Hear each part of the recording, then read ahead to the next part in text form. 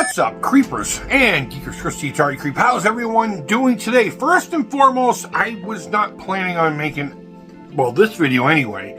I literally just got done uploading my Friday the 13th Part 3 commentary for this Friday the 13th. And if you are a member of the Creep Collective, you are watching it already. You've seen it, or at least you saw that I uploaded it. I do that with any scheduled videos. I don't do too many, honestly. I'll make them and upload them. But now and again, if I have the time and I have the drive, I will create a video and schedule it. And whenever I do that, the Creep Collective gets it early. And in this case, 10 days early. So, I'm just going to kind of do this by the seat of my pants. The video, you've seen the thumb and all that. It's Intellivision Day, apparently. I don't know what the actual date has to do with anything. I haven't been able to watch anybody's video yet. I was watching DJC's live stream or listening in the background while making lunch and a couple other things for later on tonight. But I figured, what the heck, you know, I would come on here and do something. I don't have time to pull out the console itself. But first of all and foremost, you know, happy Intellivision Day to all you Intellivision cats. I don't hold any grudge as an Atari guy. In fact, I'm gonna relate my Intellivision experience from, you know, back in the day and just give you my little history on Intellivision. It's not very long, so I figured I would do that instead. That way, at least I have somewhere to point to. I've told the story a number of times, but at least, like I said, there's somewhere for me to point to. Be like, yeah, I made a video about that. Go check it out there. So as a kid, and I've often told this story, between me, my buddy Gerald, and my buddy Jared, we pretty much had the majority of video games covered. Now, I had an NES and I had the Atari.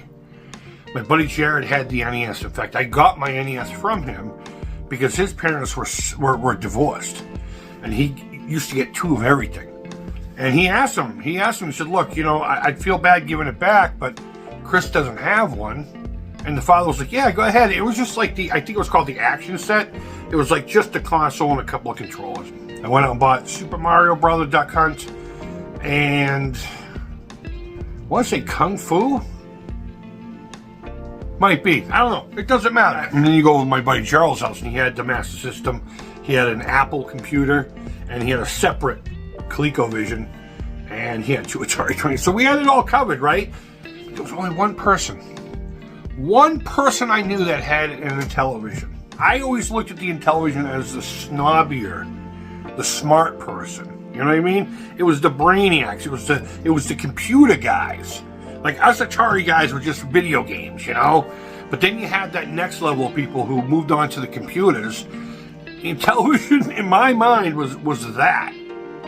So it was ironic that the only one that I found in my area to play around with was behind lock and key at all times. I had this really dear friend. Her name is Tammy. We're still friends to this day. Her brothers shared a bedroom. And they had one. They had this little TV on one of those little TV stands, one of the shorter ones, you know, only came up about maybe 3 feet off the floor. And they had stacks. And I remember Intellivision, well, in this case, was the only time I truly saw Intellivision, you know, video game cartridge boxes. The only time I would see an Atari box is at a birthday party or on Christmas. For about 45 seconds. Oh, cool. Let's go play. You know? And the fucking box ended up in the garbage while you were out there playing. The manual, too, more times than not. There were people who kept them. I understand that. That's how we can still purchase them today. But I remember seeing it, and it just seemed classier. It just seemed like this classy setup. You know, everything was gold and wood grain. It kind of reminds me, for some reason, it gives me the vibe of a Chevy Cutlass, I think. I remember the steering wheel in the mid-70s or early 70s had that wood, and there was like trim around it, and it was, oh man, it reminds me of a Cutlass. And it was beautiful. And it made different sounds. And I'm actually a lot more nostalgic for Intellivision sounds, especially the crowd. Or what would be, say, like the ocean, you know? I am so much more nostalgic for that sound than I am for a lot of others. from the Atari. I mean, obviously Pac-Man is up there. Yaz Revenge as well. But no, I think I'm more nostalgic for the Intellivision because there was just something about the personality of the console. The game seemed, for some reason in my mind, chunkier than the Atari games. Something about the Atari game just seems thinner. I don't know if any of this makes sense. But I was so intrigued by the system. Pitfall. I actually associate Pitfall more with the Intellivision than I do the Atari. In fact, to this day, my brain still says that was an Intellivision game ported over to the Atari. And I think it has to do with that's where I first played it.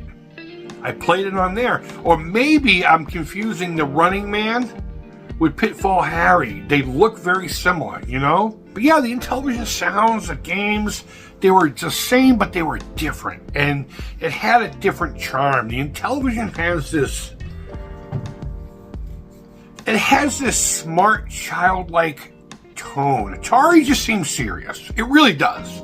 I don't know why. Atari just seems, you know, why so serious? Whereas Intellivision was not so much inviting. Once you picked up that controller, a guy who was used to, you know, joysticks and stuff, once you picked that up, it kind of changed my point of view anyway.